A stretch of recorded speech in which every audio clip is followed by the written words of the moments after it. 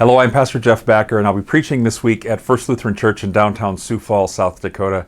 We are a congregation of the ELCA. This week we continue in our gospel text found in Luke chapter 14. Now, for the last several weeks, Jesus has just been pounding on us with the law. Because in this text, we have to remember that his audience is not just the Jews, but the Pharisees, those who boast of their righteousness and their ability to do what God has commanded them to do in the law. But in our text for this week, Jesus begins to address the crowds that had started to follow him.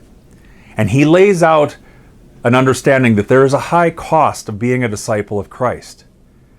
In fact, he opens up this teaching by saying, unless you hate your father, mother, wife, children, brothers and sisters, and yes, even life itself, you cannot be my disciple. And lastly, he will tell us that no one will be his disciples that is not willing to give up all of your possessions. What? Hate mother and father? What about that whole 10 Commandments thing? Give up everything? Well, this is exactly what Christ does. He challenges our understanding of our social identities and our responsibilities.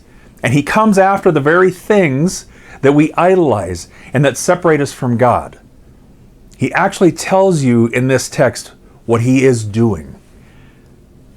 The text for today is not a prescription on how to be a disciple for Jesus, but it is actually a depiction. It tells you what Jesus is actually doing with you in the world.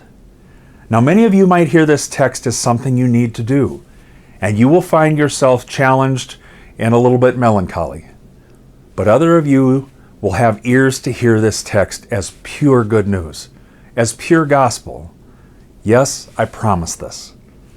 So join us this weekend on Saturday evening at 5 o'clock in Christ the Victor Chapel, and on Sunday morning at 8, 9:30, and 11 o'clock in the main sanctuary, as we gather together again to hear God's promises in Jesus Christ. You won't want to miss this. I'll see you in church.